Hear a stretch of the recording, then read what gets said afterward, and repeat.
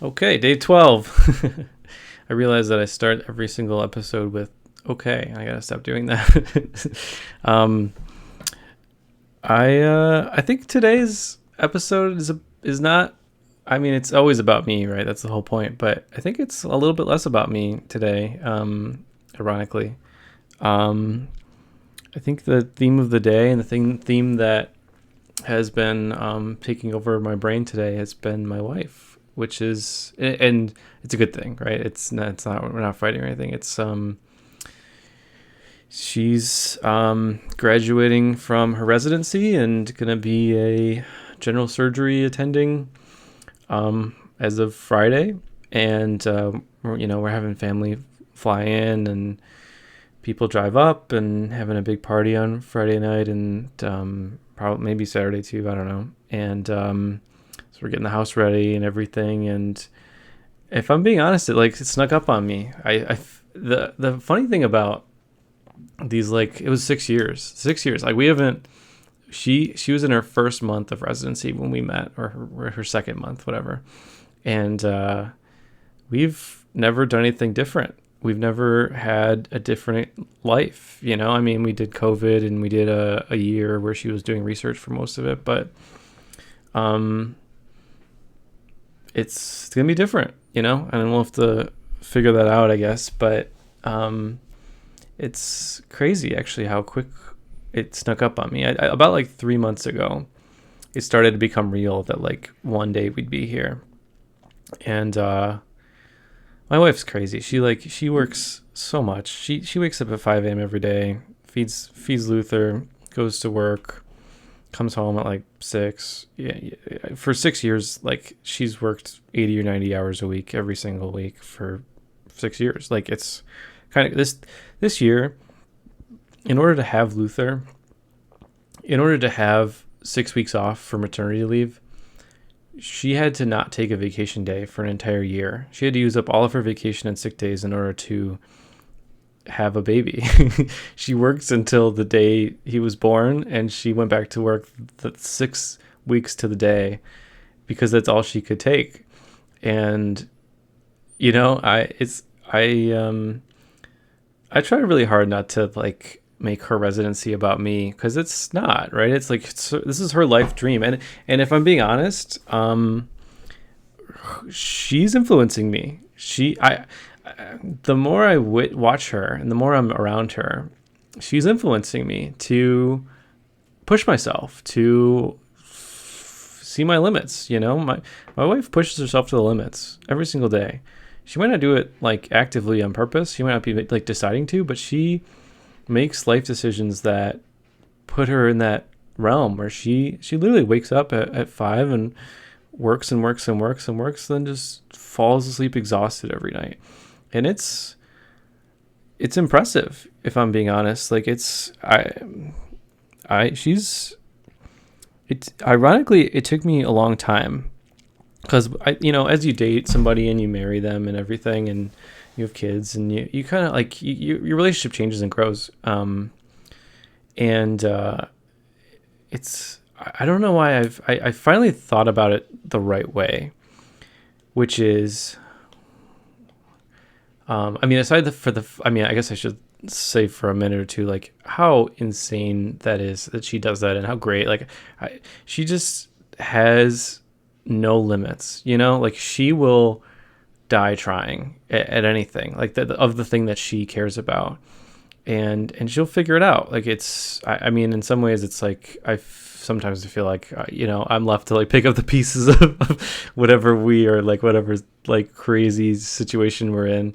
And that's kind of like how our marriage functions, is like I'm kind of the planner and the picker upper of things to worry about, and she's kind of the like forging ahead. And I don't think we would have got married so quickly or had kids so quickly if it wasn't for her to like not let me overanalyze the whole situation.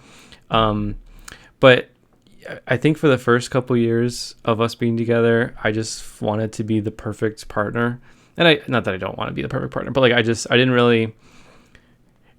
My point is, it took me, I think, like 5 years. It took me to like maybe like a year ago, maybe a year and a half ago, to like, and this is gonna sound crazy, right? I spend every single day with this person to actually like empathize with her, and like like the more you like your marriage grows, like not that I don't empathize with her on a day-to-day basis about like, oh, we don't feel like doing this thing or doing that thing, or like how you would feel about a situation socially or professionally, but like I'd never thought of it like what what would I ever want to do? Like is there a thing, anything on earth that I would wake up at 5 a.m. to do and work until I pass out every day, 6 days a week, forever, for 6 years? Like what would be a thing that I would be that obsessed with? Like that I would feel is worth it? Because like I think so much of my life, including like probably still my life right now, I think I would have a real hard time picking one thing and saying like that is the thing, that is like the thing that I need to do, that is me. I don't know what it is. She found it, and she wanted to be a surgeon since she was like 9 or something, and she's pretty much worked every single, I mean, I'm sure she's like had like lighter months and years, but like I think most of her 20s and 30s has been spent working that much. And I don't know why it took me so long to like mirror that onto my own life and say like, what would it take for me to do that? What would it take for me to work to that degree? Name anything I would ever want to do that much or feel like that's a good idea. And this is aside from like the moving our family around the country that might be coming soon, and like the, not seeing my kids more, or some like all of the other, like all of the downside that happen when you have to make decisions like this and invest your time and energy into something like this. Like, is there anything that I would want to do that badly? And I think it wraps into like the whole point of this, which is like great people, which I put my wife into that category of great people. I mean, she might not like be like on the television, like telling you what to do or whatever, and have all these followers and everything. But like, if she put the energy that she puts into her surgery career into anything else, she would be all over. You would know her name. Like it's kind of, there's certain professions where you don't get what you got. You don't get out what you give into it in the form of like notoriety, because it's such a steep climb to get there. But I don't know. I don't know why it took me so long to, like I said, it's not, I don't know if it's empathy, but it's like to realize the like that's her choice. Like she's choosing to, like I just talked to her about this. We just like were in the car together going to get something, and I was like, because we were talking about what's coming after residency, all of our life that's happening, and the more I like think about this and think about, like I said, like great people and this is like decisions they're making. Like, she doesn't comprehend that she made a decision to create this life that she has. She knows what she wanted to do, and the life created itself for her. Like, she had to make those decisions to get there, and it was never a thought in her mind of quitting. Like, quitting wasn't an option. Like she wanted to be a surgeon since she was 9, and she's the kind of person that's the only path that her life can take. Like choosing another path isn't a decision she is able to make. It's not. It's she. I don't. She. It's. I don't know. She like. I guess she would probably get depressed and like. I don't know what would happen though, and I married her. Like I you would think I would know that, but that's why I bet on her. I bet that she would figure it out and do it, because every single step along the way, before she met me and before we started building together, she's figured out a way through it, you know? And I think the odds are against her so many times, and she always like like crazy just finds her way out of it. You know, she's like the first person in her family to go to college, and I she has this amazing story that the ironic thing is she doesn't fit in with the other surgeons because she doesn't come from this like silver spoon atmosphere that like things are given to people and things aren't earned, and I don't know. I'm sure there's a lot of like privileges that we can argue about, um but it's just, I guess the point I would keep trying to make is like, it's just, you can't believe how long it took me to realize that it's so ingrained in her that I forgot, or I never noticed that it's a decision she's making, you know? Like, I think that's a lot of what therapy is like realizing that what you think is an absolute in any form of life or relationships or anything is often a decision that you're making, you know, to assume something, to omit something, to not. There's a lot of forms of it in which you're making a decision, you know.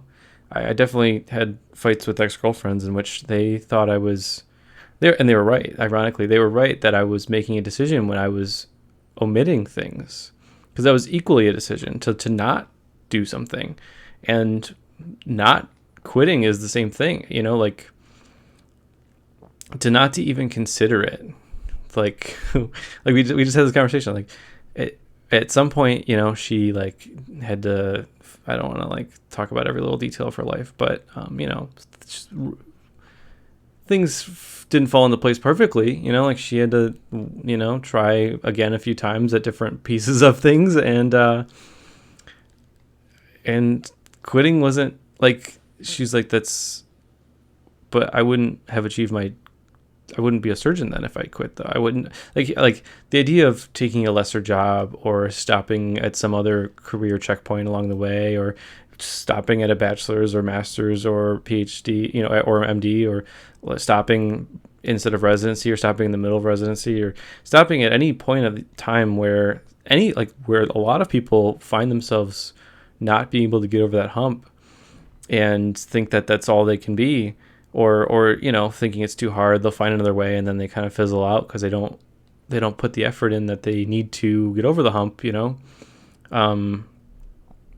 Like if I look at these, you know, green boxes I got, my wife's got a whole page full of green boxes on like 10 different categories of like things that she needed to do to like get to this point, let alone graduate, just to get to like the start of residency, and it didn't, and it was easier for her, you know. And I have to remember that it's harder for me, and that's a handicap that I have, or whatever. It's a blind spot that I have, that I need to keep reminding myself and refreshing myself that this is hard, and when it feels hard, it's because I am wired differently.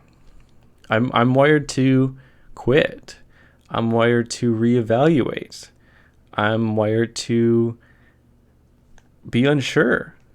That's who I am. I'm a judgy personality person. I'm an INFJ, and I'm an introvert that is like kind of judgy, and I don't really like that part of myself, but I probably have a higher metabolism than other people, and that's a gift. I also have this problem where I need something like this to get close to her level. You know, this is like me trying to be like her, I guess.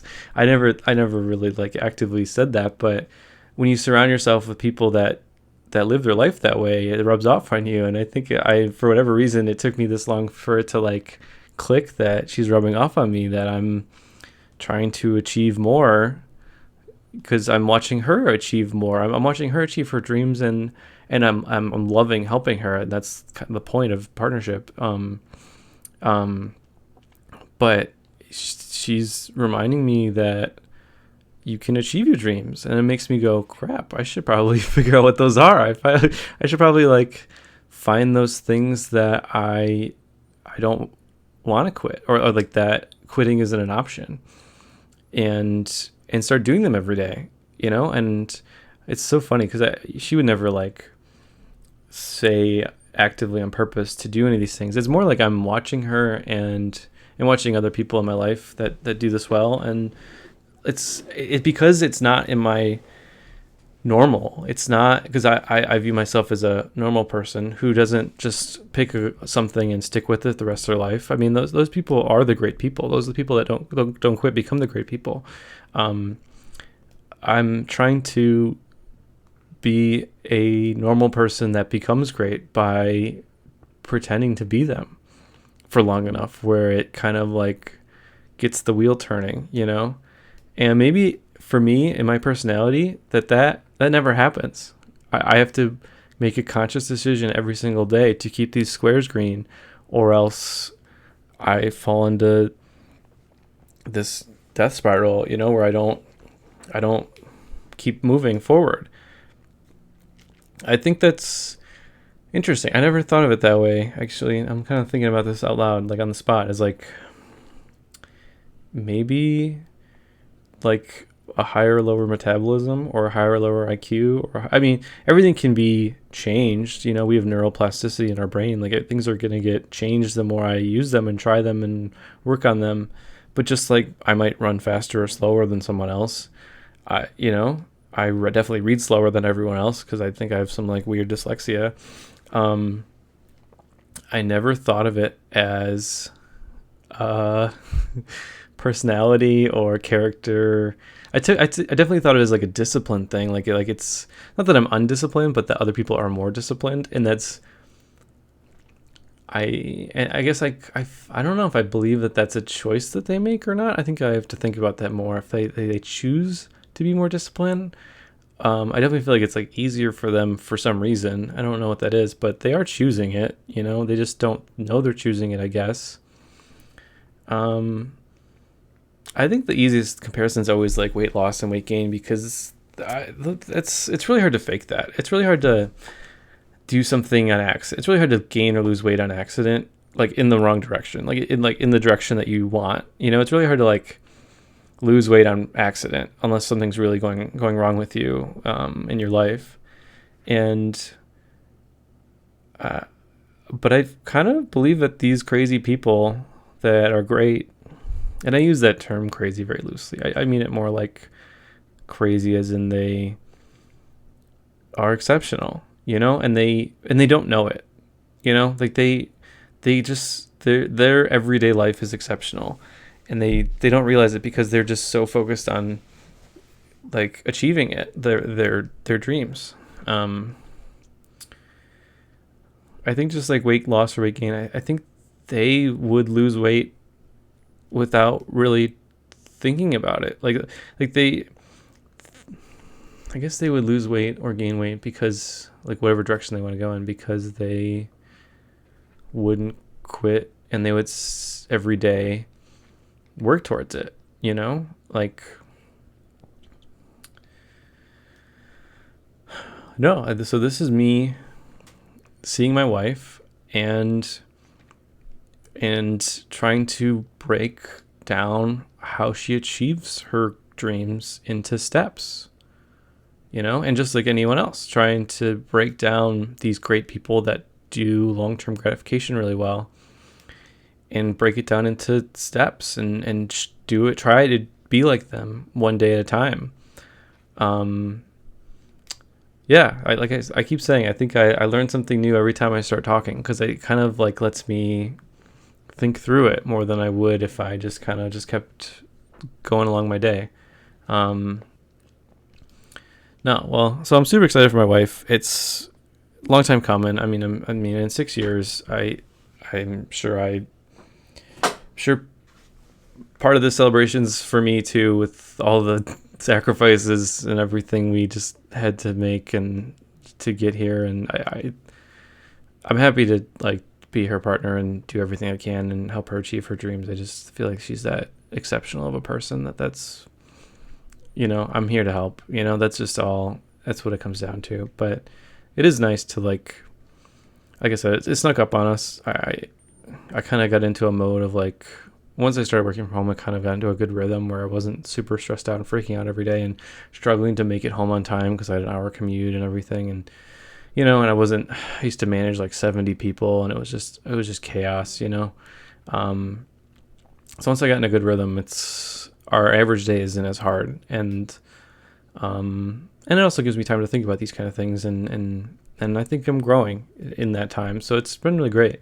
But that's also why it snuck up on us, because it's you know weekends for me, weekends alone with two kids.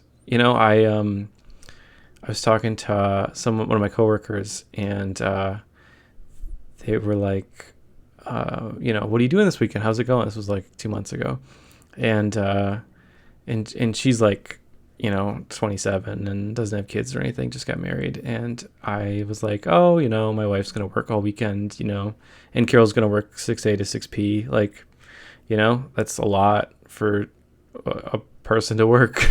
And then they don't have a weekend, that's like every other like week of her life, and for 6 years. And and my coworker's like, oh, okay, you're not doing anything. Sometimes those can be relaxing, not doing anything. And I remember my 20s. I remember before I had kids, not have anything to do all weekend. Oh my God. Like you could just do whatever you want all day. Like there's like whatever you want. I mean, like a lot of times it opens you up to like feel worse because you like feel like you should have done more with whatever with that time. But like weekends alone with my kids, I mean, it's great. I mean, I'm going to miss those times. I think once a month it's good to have a few hours alone with your kid or kids, because I feel like you bond that way and you enjoy that time. It's special. It's special when it's a get to, not a have to. I think that's the hard part. It's when it's a have to, you loathe it. It doesn't fit. I really, really worked on myself and tried to turn as many have to moments into get to moments as I can. I mean, you'll never get all of them. But my story with my coworker is like, I just I didn't want to burst her bubble. I couldn't explain that I'm not going to be leaving the house this weekend because it's more stressful to leave the house than to not. Not because I don't enjoy leaving the house, not because I don't want to go get a beer somewhere or go to a park or something or go have fun or do anything for myself. I literally can't. You just can't. It's not possible. Like going to the park is so stressful. Like just taking two kids anywhere, especially one that's still bottle feeding, that's still eating breast milk all day. It's like, even with my wife there, it's still stressful for me. Just like so many things that can go wrong, so many things you forget, so many things you need. Like, I hate to say it, I spent a lot of my weekends for the past 3 years with having one or two kids, just counting it down, just counting it down, because I it's not that I don't have support. It's just hard. It's not even hard to have support. Like my parents could come. I could have a babysitter, I guess. I could have a lot of people come like help me, but like this kid's still going to wake up at 5 a.m. No one's going to be here at 5 a.m. I used to take Lorelai to like Home Depot because it was the only place that was open at 5 a.m. Like, because she woke me up, and I'd say for the first 6 months, you're like, okay, I'm a dad for the first time. This is like what I do, this is fine. And then for the second 6 months of the first year, I think you start to get real itchy. You start to go, oh crap, is this my life? Like, is this all there is? Am I ever going to get 1% of my freedoms back? And then you start to get like kind of revengey. Not like you're like hurting the kid, but you're kind of like, well, I'm a person too. I need to get stuff done. I need to go to Home Depot. You know what? You're coming with me. We're going to Home Depot, and and we're going to go do this. We're going to go do that. And it like presents itself in funny ways. I was telling my wife, like, we drove somewhere, and the last time I went there was because I got all frustrated when Lorelai was like 9 months old and Carol had to work for the fourth weekend in a row, and I wanted to like have a special food for the Michigan game, and I wanted to like reminisce with it or whatever, and so I drove like 30 minutes away to go get it and bring it back home. And along the way, Lorelai like pooped herself and puked in the back of the car, and so I'm like freaking out, and I have to like go into Meyer and like go to like a grocery store and buy her clothes, and like I bought her new clothes, and and then we had to drive all the way back, and she felt like crap, and then we got home and I missed half the game because of all this chaos already, and for what? For me to feel like I had some of my freedoms back? Like, is that did I achieve my goals? Did I get them back, or did I have the universe just slap me and say like, nope, that's not it's not for you. That's that's not, those freedoms don't exist right now. But when it's months and months and months of it, it just doesn't end. You start to get itchy and you start to go, okay, like, okay, what can I, like, there's gotta be a way I can get something for me, you know? And it's so funny. But it all goes back to like, I literally can't believe this day is here. I mean, like, it's only Tuesday and, you know, she graduates on Friday, but I mean, I've been through 5 of these graduations. I didn't go to the first one, you know, but I don't know. We're here. Like, if I did this like show every day for 3 years, I don't think I would believe I'm here now. It's like so weird. It's happy. It's like bittersweet. I mean, like, obviously I want it to end. It's like weird to think that much time has passed. It definitely didn't go by fast. I can remember hundreds, if not thousands of days that her schedule just destroyed our lives. Like, just ruined all of our plans, all of our decisions. Like, there's been so many times where she couldn't know her schedule for next month. Like, you can't go anywhere, you can't do anything. And I don't even mean that. She only gets 4 days off every month. 4 days, that not including weekend. Like, the like, out of a 30-day period, 4 of them she is off, and we wouldn't know which 4 days they are until like 2 weeks before that day that she gets off, and those 2 days, and it's like, it puts a lot of pressure on you. Like, okay, we won't know what days these are, so I can't plan a vacation or something fun to do. Really, I can't really even invite people over. You know, it like really, really like handcuffs you. You really can't do anything fun or really plan anything, and that's how it is for years. You know, years of not knowing. So we like, you know, we would try to not plan stuff for a while, and then we get all frustrated, and then we would make a plan, and we'll find a way, we'll get a day and whatever. And sometimes it works out, and a lot of times it didn't, and we would like have to catch an earlier flight home or drive back over, you know, overnight, or not go at all, or rearrange the whole plans, or just not plan anything. And then we would have these like really weird, like, okay, we have a day off, like, how are we going to spend it? You know, like, we've been waiting for this for 2 weeks, 3 weeks to have this day. It's a lot of pressure, and I'm sure that's like how this is, like, especially people that work that much in other jobs that don't end after 6 years, that's their life. Like, especially like truck drivers and stuff, like, they're just gone.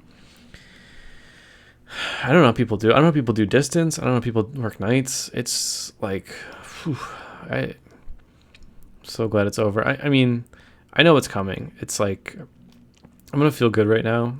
And then about 2 or 3 months, when Carol's working her next job and they still require her to work weekends, or they still require her to like not know her days off early enough because healthcare. I don't know. I don't know who created this like weird apprenticeship that doctors go through, that they like literally can't have lives for several years in a row, and barely get paid. I don't understand it.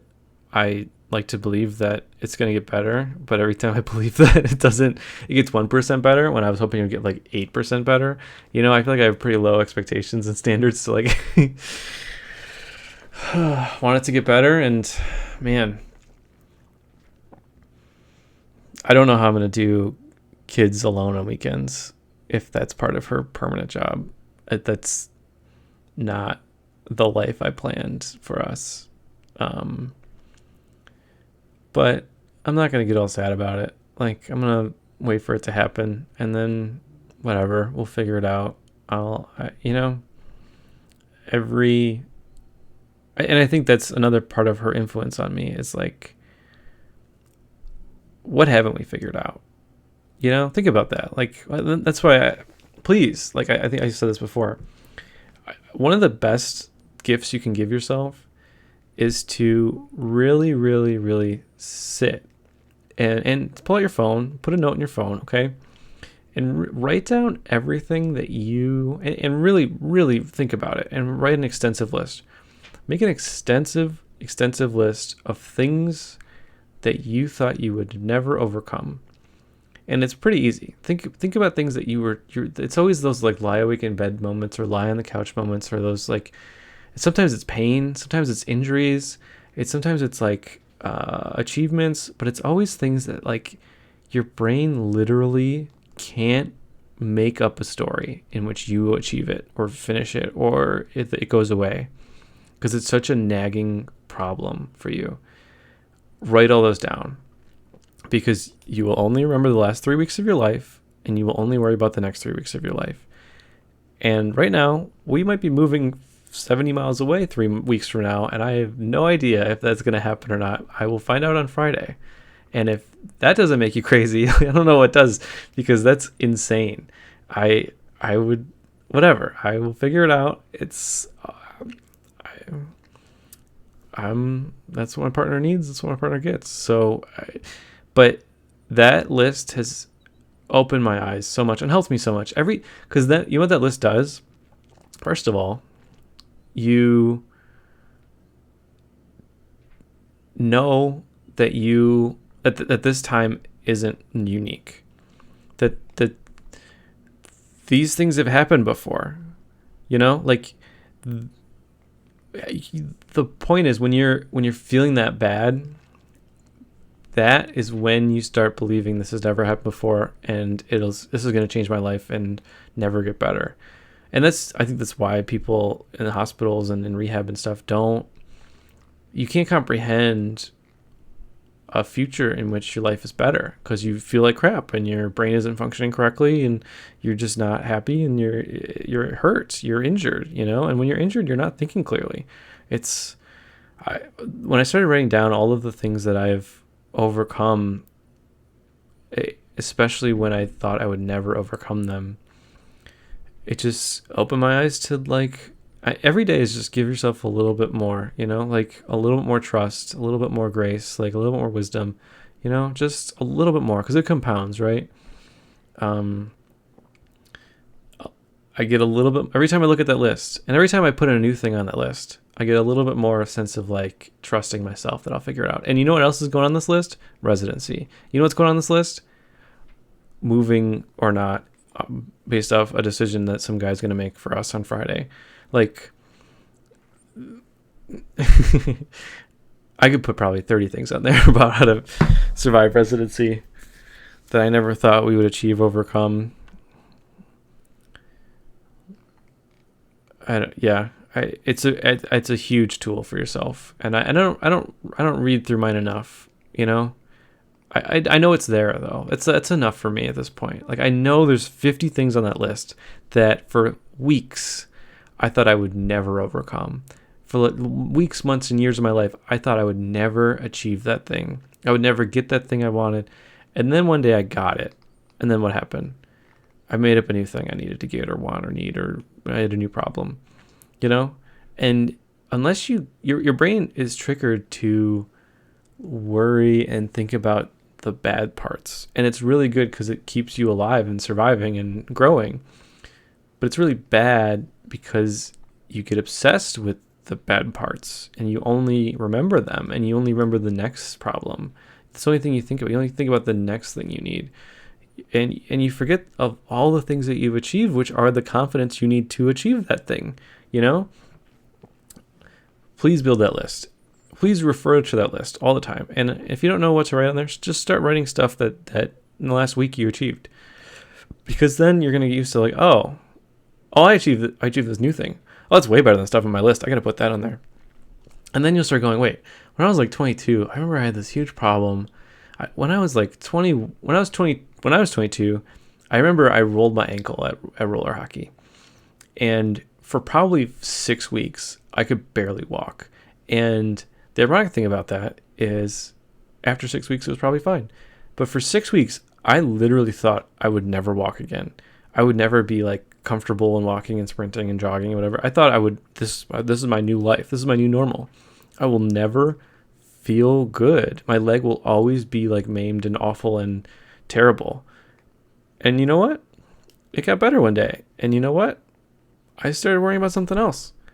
But having it on that list reminds me that of that time and feeling that I had the whole time, that it was just something that I don't know. I No don't know problem. how I can't believe our brains are so smart and stupid at the same time in that realm, you know?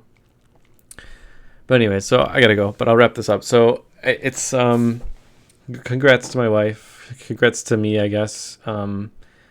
We did it. We're here, and we'll achieve the next thing. And I think this is a good reminder that there are people out there like that, and it's probably not you. They're pretty rare. And if you're like me and you quit stuff and unsure yourself and don't know what to do all the time, I think you should try being like them. And not in a don't be yourself way, but in a notice your blind spots way. I think the goal of therapy and growth is to notice your blind spots and attack them, whatever way that makes sense to you. But this is me attacking them. This is me trying to be like great people, like my wife, knowing I have the blind spot that I will quit. I want to quit. It's not how I function. It's not how I decide my life, you know? And I can say that's not me, and I can decide I'm not a great person, which is fine. Which is fine. Maybe I'm not. That's okay. But I'm going to choose to try to be great. And this is my goal. This is my attempt at it. This is my first attempt, because I'm not going to quit. I'm going to have 30 attempts at it. This thing on the right here over here, or the left over here, is going to change and be manipulated and updated and every day. You know, I'm thinking about how to improve stuff every day. But the point is not quitting. The point is making quitting not an option. And that's what my wife did, and that's how she's unlocked her dreams. And just like I want to do. I don't think I know what those are yet, as much as she does, but it's been really fun watching her achieve them and support her. And it's gonna be fun watching her next goal, whatever that is. I'm sure it'll be a little different, but a little the same. So, all right, well, Carol, if you ever watch this, I love you, and congrats. So, I'll see you.